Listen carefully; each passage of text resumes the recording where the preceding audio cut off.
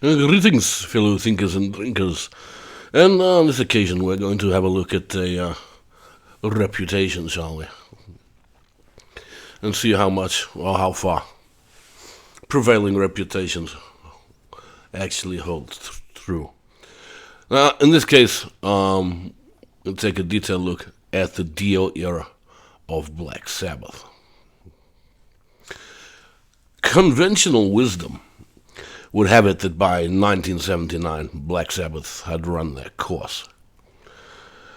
You will be told that the last two albums were commercial and artistic failures. Big discussion there, but one for another day.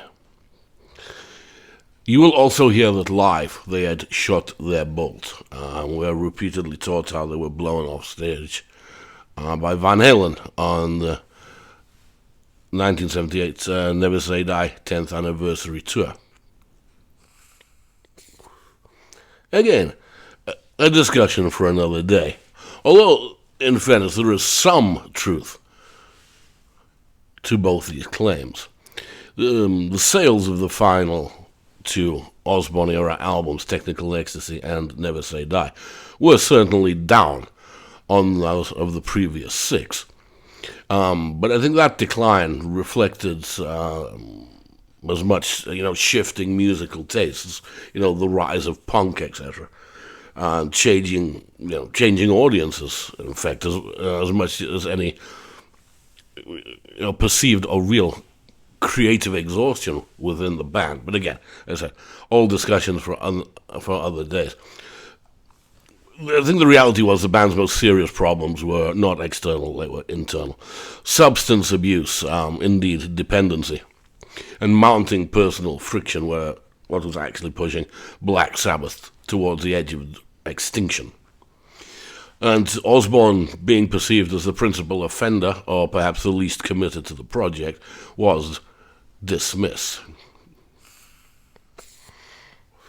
And here, conventional wisdom would have you believe, or would deliver its triumphant conclusion at this point, and tell you that the arrival of Ronnie James Dio in Black Sabbath not merely stabilized the band, but resurrected it.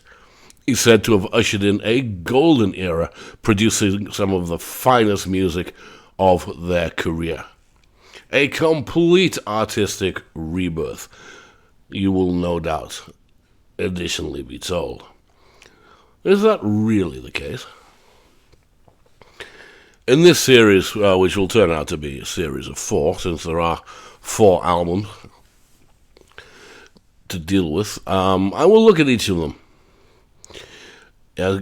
album by album, tour by tour, assessing both the records Dio made with Black Sabbath and the effect that his presence had on their live presentation. To see how much the conventional wisdom, shall we say, or the celebrated narrative actually does stand up to scrutiny. Okay, some additional background was pertinent before proceeding. Now, upon the firing of Osbourne and initially making contact with Dio, around that, shortly after that contact was made, Geezer Butler left Black Sabbath citing personal difficulties. Okay, well. The other original member, Bill Ward, whether down to his own increasingly destructive lifestyle or discomfort with the new dynamic brought about by the personnel change, found himself, in his own words, being progressively marginalized in the creative process. Although Butler would return towards the latter stages of the writing and recording sessions, the early momentum, I think, had already shifted. Others were involved, Jeff Nichols contributing quietly behind the scenes, and perhaps more than anybody ever let on. Craig Gruber, an old Dio cohort from the initial Rainbow incarnation, also featuring briefly on playing bass, obviously, but in what further capacity, we don't really know. We've heard his story, and we've heard their story. But the point being is the center of gravity, the creative center of gravity, had moved.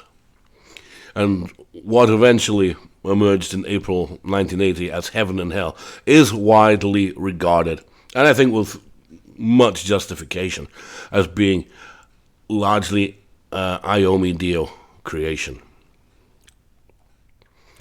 All right, so much for the background. What precisely did we get?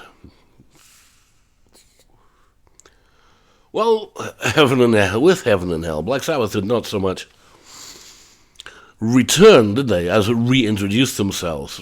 The album is, by any reasonable standard, very successful. It contains towering riffs, some career-defining performances, and a vocalist making an entrance so commanding that it altered the band's trajectory overnight. Dio does not merely replace Osbourne here. No, he redraws the blueprint. One has to be honest about that. And yet this transformation is profound. This is no continuation of the murky, doom-laden, quasi-progressive labyrinth that had characterized much of their 70s output. Indeed, this record sounds far closer to being the natural successor of Dio's tenure in Rainbow than it is to the band that produced Master of Reality or Sabotage, or even Technical Ecstasy and Never Say Die. Heaven and Hell, if you play anybody who's not that familiar with the history, play them Technical Ecstasy and Never Say Die, then play them, Rising and Long Live Rock and Roll and Heaven and Hell immediately afterwards. Well, try it sometime. The musical weight does remain, but it has become streamlined. The darkness kind of remains, but it is less focused. And certainly the occult haze and progressive sprawl are largely absent. Whether this reflects the rise of the new wave of British heavy metal, which was, again, spurred on by punk, wasn't it? And the band, deliberately adapting to this changing landscape, I think is very much open to debate. But what is undeniable is that the shift in style is immediate and very unmistakable. Now, excuse me. This is obviously most noticeable in the vocals. A band changes a drummer. If you're not a drummer, you maybe don't notice the difference. Anybody can tell that this is not Osbourne singing. Now, in technical terms, Osbourne often anchored his vocal melodies directly to the guitar riff, shadowing its contours and rhythmic phrasing, where Dio tended to float above the riff, let's say, if we can put it that way, constructing independent melody lines that expanded the harmonic framework rather than simply mirroring it. In terms of lyrics, Dio, who wrote, I think, all the lyrics on Heaven and Hell, but his efforts differ markedly from the themes that Geezer Butler had previously brought to the band. Butler's words tended to be bleak, grounded, and often socially conscious, rooted in war, paranoia, and the darker realities of the modern world.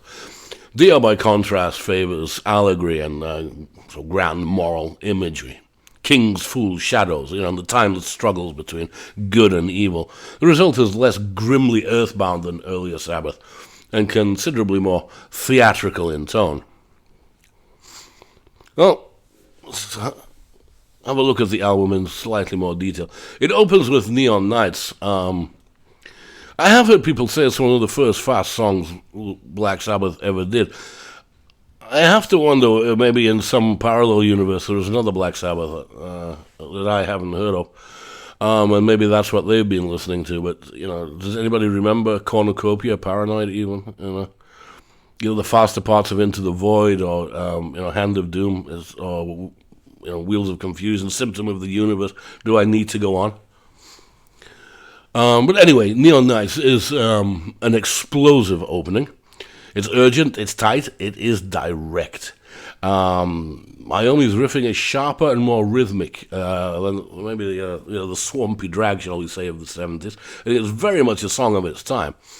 And obviously the arrival of Dio is very emphatic. It's heroic, it's declarative, it's utterly assured. Song sets the tone. Sabbath are reborn as a leaner, more contemporary, mainstream heavy metal force. Children of the Sea is perhaps the closest the album comes to bridging the eras. Clean, reflective opening hints at older atmospheric tendencies before the track expands into something quite grand and dramatic. Dio's phrasing elevates it beyond mere heaviness, though, and becomes theatrical without descending into excess. It is a band classic, rightly held as so. They follow this up with Lady Evil, which, if I'm in a generous frame of mind, that's 2 or 3 days a year, I would describe as efficient and punchy, but comparatively light. It certainly lacks the gravitas and compositional depth of the stronger material on this album. But I would say it's a solid album track. Well, yeah, maybe. But the truth is, this is fairly uninspired, and I've already made the Rainbow comparison, and believe me, it will be made again. But I did, when reviewing the Rainbow catalogue, say that Long Live Rock and Roll was their strongest effort. And that also contained 8 songs, but it also contained a couple of turkeys. So Lady Evil is very much LA Connection. Okay, the title track, I mean, it's what really does one have to say anything? Defining moment, monumental, patient, and constructed around one of Iommi's most enduring riffs. Midsection dynamic build. It recalls earlier ambitious compositions, but in a more controlled form. Dio's superb on this. The whole band are superb on this. It is one of the finest songs ever written, and this is certainly, I think, where this version of Black Sabbath crystallizes. Okay, Wishing Well will again continue the Rainbow comparisons. On this occasion, I think they do it rather well. It's confident, it's muscular, it's accessible, it's a fine riff and an infectious chorus. Yes, it's still mainstream, perhaps a touch commercial, but they seem to get away with it.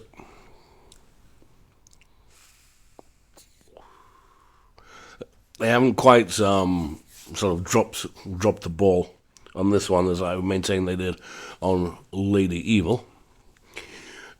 And yeah, it's done at a decent lick as well, isn't it? And actually, I think it's a damn effective song. And it's, I think I'm right in saying, it's the one song on the album they never ever played live. The other thing of note, at least to my ears, is this is the one track where Bill Ward appears to be back to his best. Maybe that's unfair.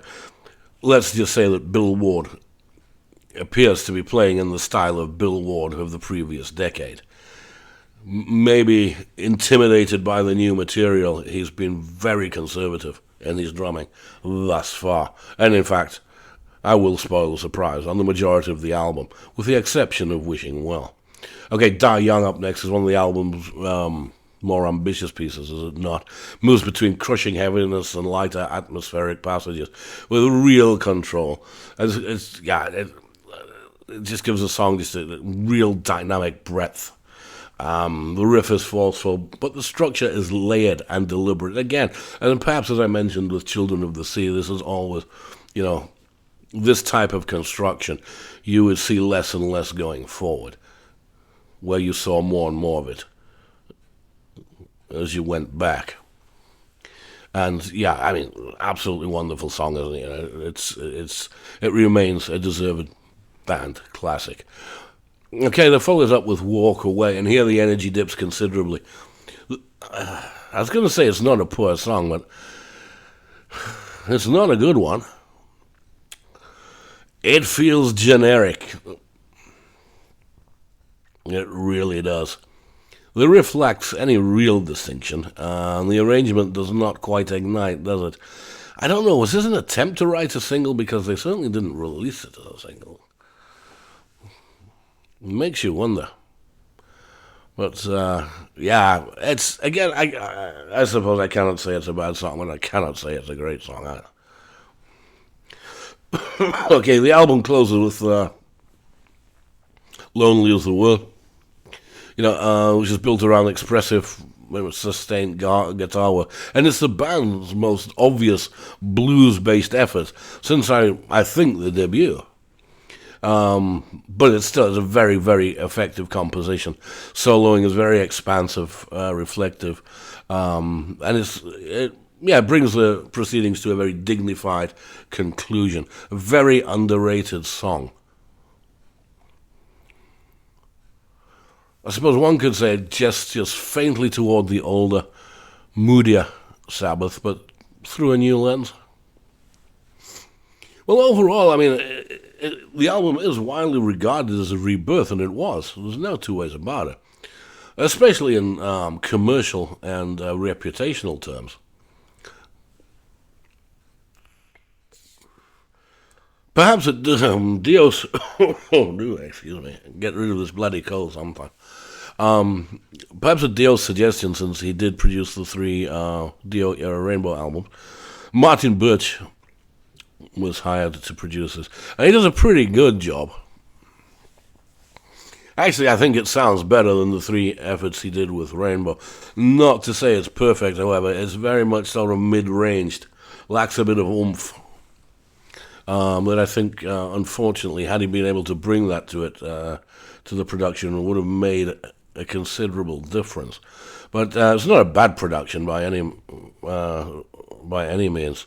It's again, yeah, it's just lacking a bit.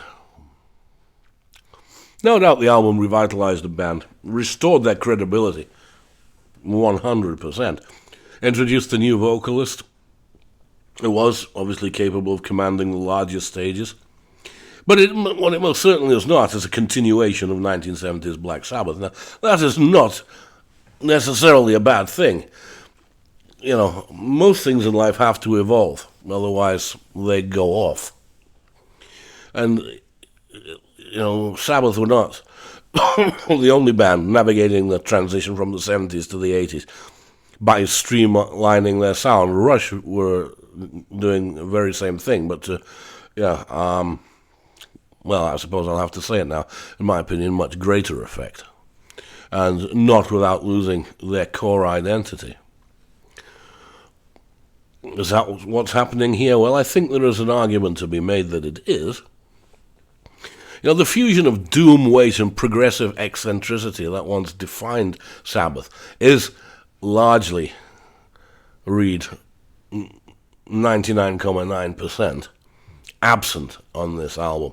In its place stands a much more streamlined, heroic almost, and for the first time, very accessible heavy metal sound. Perhaps heavier than much of the competition around 1980. Or the mainstream competition, at least. Yet, it's undeniably more conventional than the labyrinthine darkness of earlier years. And the question is, do you like it? Well, we'll return to that. Not all change is good.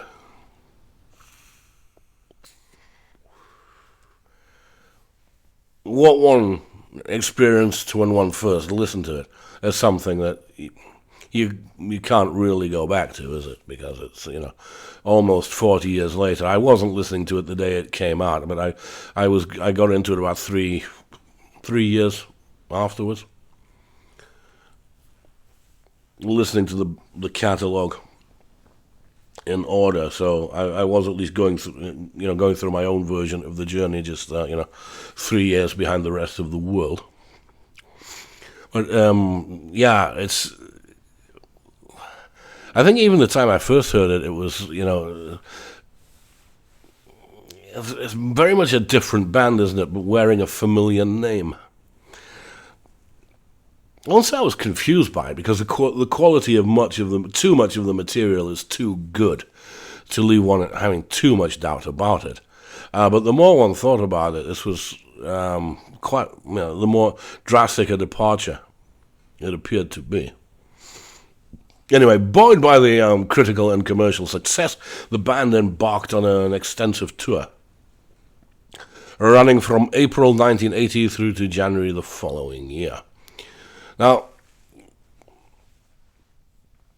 when evaluating Dio's contributions to Black Sabbath, it's vital, essential, to understand the effect that he had on the band in a live setting. There are unfortunately no official recordings from this tour. However, there are a myriad of perfectly serviceable bootlegs or unofficial recordings out there. The first one I'm going to refer to is, at least my copy. I know these things come out under various titles.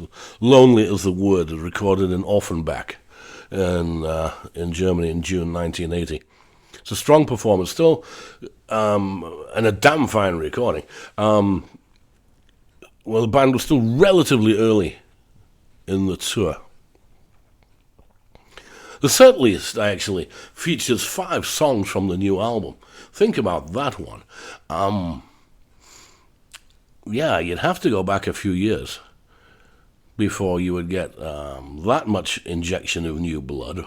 And not only did it feature 5 songs from the new album, but they survived the entire tour. Which again is a point maybe we'll come back to later. But when was the last time that happened? Certainly didn't happen on. Well, no, not on Never Say Die. 4 songs were played live from Technical Ecstasy. 3 of them survived the tour, the length of the tour. Sabotage, only 3 songs were played live. Nothing from side 2 ever made it to the stage, did it? No. Again, Sabbath Bloody Sabbath was never that well represented live. Killing Yourself to Live and Spiral Architect, at the time, Sabracadabra, they played later. It might be Volume 4, or it might even be Paranoid, before the last time we got that much new material from a new album that not only stayed in the set for the entire tour, but most of these Heaven and Hell songs would go on, to be staples for the rest of their career. But at the time, it was obviously an encouraging commitment to the new band and the fresh material. And even at this early stage, the new stuff, you can tell why most of these tracks would go on to become live staples. Okay. And it's not really, I don't want to deviate too much discussing them. It's not, they came across very well. We all know that. Okay, and it's not really what I'm getting at here. But the most interesting aspect of the live show was Dio's interpretation of the Osbourne era material. Now here the band were pretty conservative in their selection of songs, which was almost certainly a deliberate decision. There was still Black Sabbath. They were going to play the standards, the hits. This would not be the time for them to completely rejig the set list. The aim behind that strategy, I think it was clear enough. That this is now a legitimate continuation of Black Sabbath rather than a rupture. And under the circumstances, I think that's entirely understandable. Now the set opens with War Pigs, which Dio handles pretty well. Now, from the off, so I don't have to repeat this each time, technically Dio was much the stronger vocalist. Do I really need to say that? He was controlled, powerful, and possessed with an innate sense of drama and theatrical phrasing. But when interpreting the Osbourne-era material, he delivered it with a precision, projection, often reshaping lines to suit his broader melodic instincts, which sometimes worked, and sometimes did not. And Osbourne, by contrast, had a more natural, almost naive quality, an untutored directness that sat instinctively within the riffs and the music. That eerie simplicity, so integral to the band's early sound, is precisely the sort of unvarnished character that a more technically accomplished singer can struggle to replicate.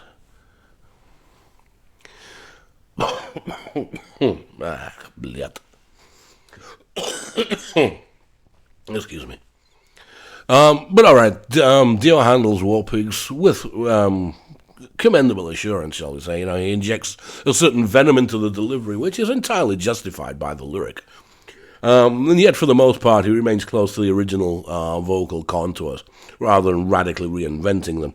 And yes, I know, he initiates the audience sing-along toward the end, but that moment has attracted disproportionate attention over the years. It can scarcely be upheld as one of his great artistic contributions, as far too often it is. But taken as a whole, however, it was a good opener. When they got onto the next Osbourne era song, N.I.B., now here Dio really does step up. He delivers a more dramatic and forceful rendition than Osbourne ever did, but in all honesty, I have to say, it works absolutely brilliantly and suits the song perfectly. He totally owns this, and it gives it a genuinely new dimension. This is the one time that whatever he decided to do just worked. I do prefer his version of N.I.B. to the original. We can compare it to no other Sabbath singer, because I don't think any other Sabbath singer got to do it. But no, Dio's version of N.I.B., there's absolutely nothing to complain about. He does it differently, but it works. Can't say the same for Sweetleaf, however. And here the cracks really do begin to show. Again, Osbourne's original vocal is very straightforward, and one gets the feeling that Dio has been blindsided by this simplicity. He sounds uncomfortable here, or at least I'm uncomfortable having to listen to it. Maybe it's just a lack of innate understanding, or just he doesn't have any empathy for the original lyric or song. But he seems to compensate with a chronic overemphasis, which to me just totally distorts the nature of the lyric, especially compared to the lyrical matter and the original vocal. This was not a good choice of song, or at the very least, they had a pretty, extensive back catalogue, didn't they? Even at this point, this is not a good choice of song. Or maybe the rest of the guy should have had a word in his ear. Any of you thought that was jarring? Black Sabbath comes across even worse.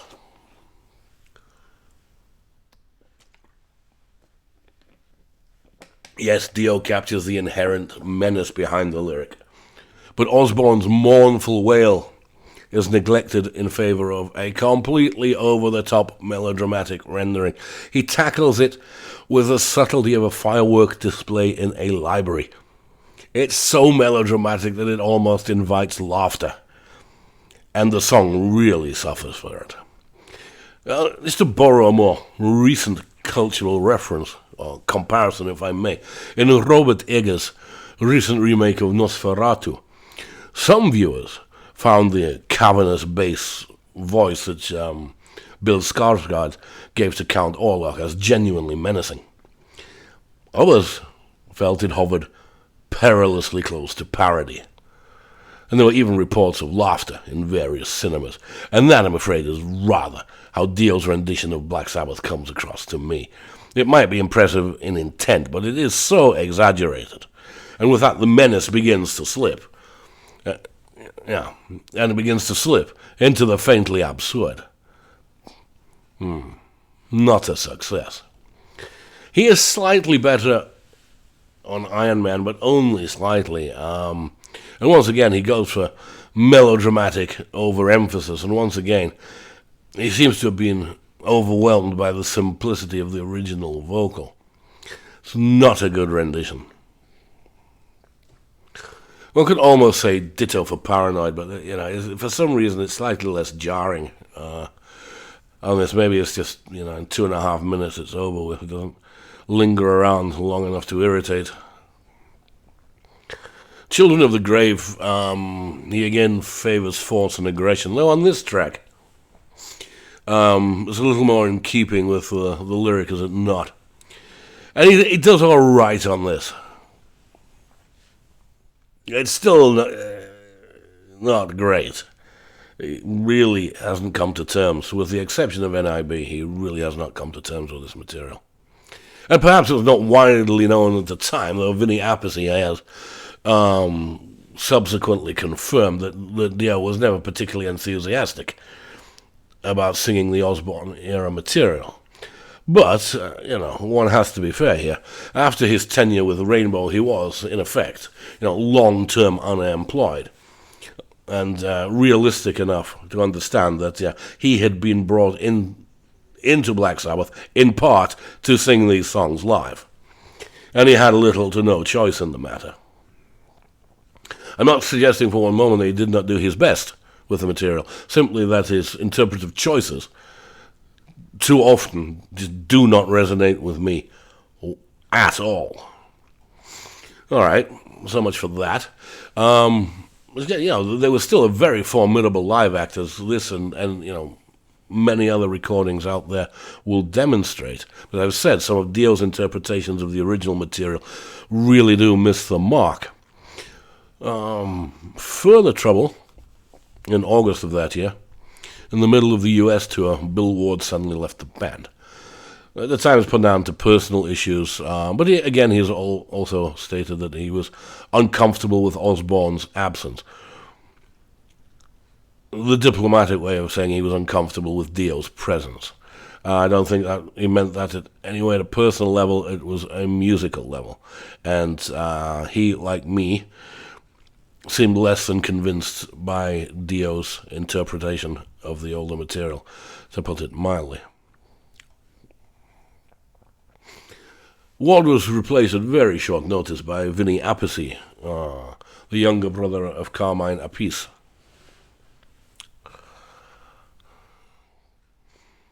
So we can pick the tour later up in Japan towards the end of the year, and it was another fine recording, by the way. Now, in terms of set, it was largely the same.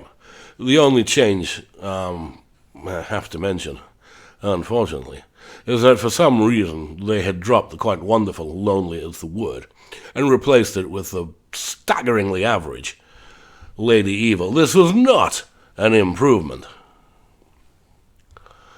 The other comment, and again, I do recommend you listen to both of these live shows. Obviously, first one, you get to hear Dio, if you're new to this, at least, his take on the Ozzy stuff. But then the difference from Offenbach to Osaka here, how the bands sound different with Vinny Appice as opposed to Bill Ward. Now, Bill Ward's drumming was fluid and unpredictable, idiosyncratic. And it gave Sabbath's live performance a very natural and unusual and, again, idiosyncratic ebb and flow, which really let the songs breathe in a way that no other bands did, really.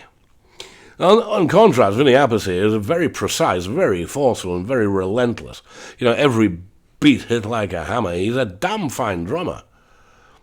But the result was something that was heavier, more urgent sounding. But it cost a lot of subtlety and swing that made the original so dynamic. And live, I suppose one could say the songs gained power and drive, yet they lost a little of their original tension and nuance. And that's as much observation as it is criticism. All right, so where does all that leave us? Well, as I said, conventional wisdom would have us believe that this was a creative, artistic, and commercial rebirth, which, on the face of it, is difficult to argue against. Yet, to my ears, the album often sounds more like the greatest Dio-era Rainbow album that Rainbow themselves never recorded. And the question I ask myself, am I happy with that change? One accepts the need for change, especially the more one understands, what was going on in Black Sabbath at the time and, prior to Dio joining. I don't know. The other drawback, which I've highlighted, is live and Dio's delivery of the older material, in my opinion, far too often left far too much to be desired. And it is, in some respects, that Heaven and Hell, plus the loss of two original members, had left the band almost as much at a crossroads as it had been before the album's release. Such fundamental changes having taken place, then their next effort was going to be, I think, very, very crucial in their development, and certainly I think in terms of my own personal appreciation of the Dio era. Now, did this before the other day, so I'll do it again. Another shameless plug. Several years ago, I did venture into print on a couple of books on Black Sabbath. The first one was this. Links are in the description. It's available on Amazon. Heaven or Hell, where I reappraise Dio's contributions to Black Sabbath in more detail than I'm doing here. There is obviously some crossover between this and the next three videos, but there's more detail and background in the book. Obviously, won't spoil the surprise, but yeah, I probably don't share the popular view on the matter.